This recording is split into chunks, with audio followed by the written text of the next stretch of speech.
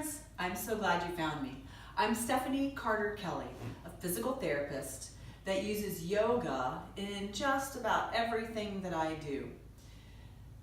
Today we're going to talk about how to strengthen the core without doing any sit-ups, curl-ups, planks, and in a way that is very safe for your spine. We're going to keep the entire spine supported on the mat while we do it.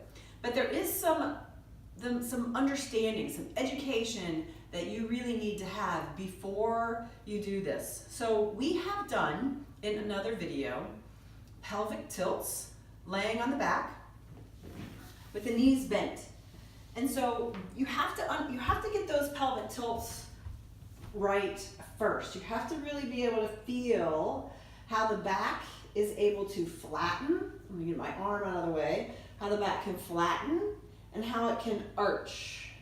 Flatten and arch. Because the movement of the back and the pelvis is going to be very important during the training of your abdominal muscles of your core.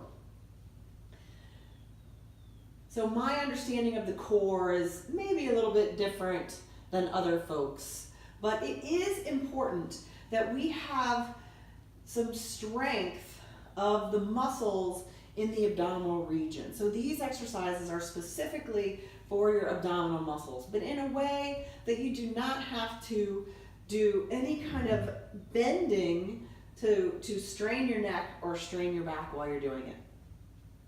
So the first thing is, just doing pelvic tilts is also training your core.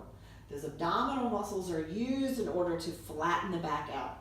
So just for safety purposes or just to make it simplified a little bit, I just want you to push your low back flat. Now, if you're not comfortable with a flat low back and really pressing it, you feel some discomfort, maybe because you're tight in the low back, you can always take a hand towel, fold it over, roll it up, and just slide it right into that curve of your back so that when you rock back, you push into that towel roll. And that'll just give you a little support. It's the feedback that you need in order to then progress the exercises. So what I want to talk about is how to progress. So when we're doing these exercises, we're going to use the arms and the legs as our resistance. We don't need weights. We don't need to go inverted or retroverted or whatever. We just need the arms and the legs. So if you hold that position, that flat back position, and then you just take both arms and you hold them overhead and you just hold this position for a while, you will notice that you had to increase the tension in those abdominal muscles in order to hold this position. So just hold it there for a while and breathe. Make sure you keep breathing. Because you have your belly engaged, the belly button towards the spine, you're going to have to really use those ribs inflating and deflating in order to breathe. So make sure you're breathing into the rib cage. Now let's take the arms out of it. So they're just going to go by your sides. And you're going to take your right leg, extend your right leg, and just hold it in that position. It's not pointed up towards the ceiling. You haven't rested it down. But again, check your low back. Make sure you're keeping a nice flat low back or you're rocked into that towel roll. And just kind of hold that position. You can feel more effort then in your abdominal muscles as you hold this. Now we're also going to use the principle of a lever arm.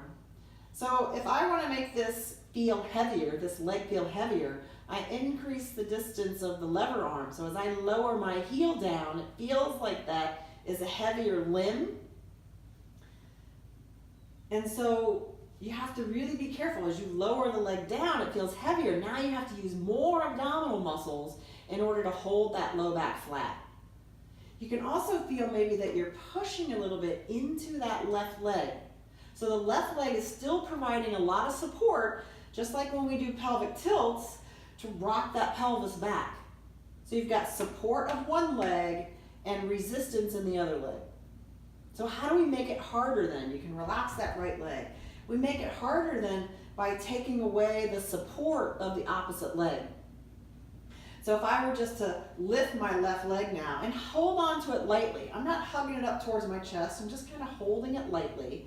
Now I rock my pelvis back, push the small of the back down to the floor, and lift that right leg.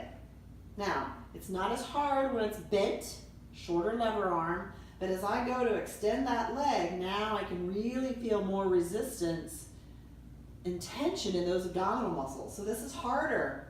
It's harder to do. But it's still doable because I can hold the small of the back down. If, when you take this leg away from you and you feel that your pelvis rocks and the low back arches, then you can't do this yet. It's too hard for you. If you can keep that low back flat, then you can maintain this position. And we're just gonna maintain a position and hold it. We're not gonna do any movement with this. Just some long isometric holds for now. Okay? So we can put both legs down. Now, if we wanted to make this harder, we would take away all support of that left leg. So hands are just relaxed. This leg isn't gonna help at all. Now I really have to engage those abdominal muscles. Step that right foot up, keep the low back flat. I'll bend my elbow so you can see how that low back is flat. And really use those abdominal muscles as I extend that leg. This is even harder. And so one leg is hard, 2 legs is gonna be even harder. I can't do 2 legs, so I'm not gonna do it. But I rock that pelvis back, maintain the position. And if at any position that I do this, if I wanna make it even harder, I put the arms into it again. So this is a hard position to really squeeze those abdominal muscles. And you might start to shake a little bit.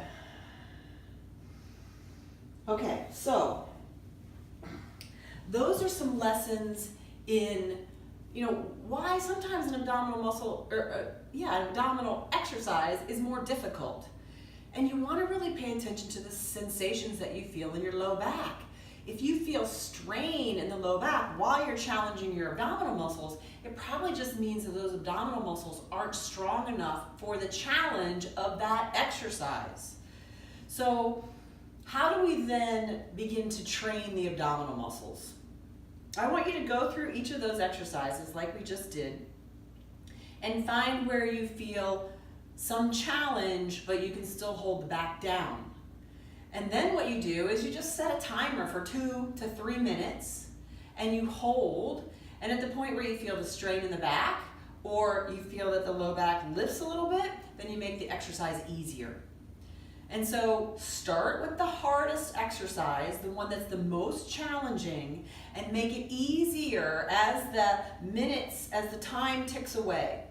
Because what you're doing is you're taking into account fatigue, but you're also trying to improve the endurance of those abdominal muscles. Muscle strength is both about doing a 1 repetition with as much weight as we possibly can. It's also, and for some muscles, it's more important to be able to hold longer periods of time. So with the abdominal muscles, some of them are very postural, and we want to be able to hold our postures for a long period of time. So we're going to go back down, and I don't have a timer, but we're going to do about 2 minutes of an abdominal exercise, starting with the most challenging and then working our way down so that it's an easier exercise. So we come back onto the floor again. You can always start with those pelvic tilts to make sure that you're finding that nice comfortable position. Rock the pelvis back, small of the back goes down, or if you're pushing into that towel roll, that's okay too. So I'm going to bring both knees up. This is a nice start position. Squeeze that belly towards the spine, hands go overhead. Every time I exhale, I'm going to think about drawing that belly button towards the spine so I can get that deepest layer of abdominals to contract. So I'm just going to hold this position for a few breaths, focusing on belly button to the spine, small of the back, pressing down towards the floor. I want to be symmetrical in the effort that I feel, so I'm just going to switch legs.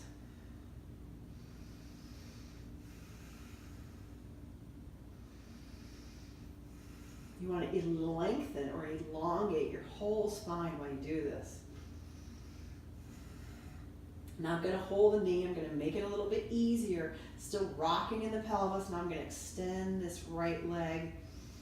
I can always just hold with one hand and take one hand back. There's so many variations that you can do for this, and it really doesn't matter. As long as you're just trying to work to a long hold. I'm going to switch again, hold on to this right leg. It's better when you're not talking and you can focus on your breathing.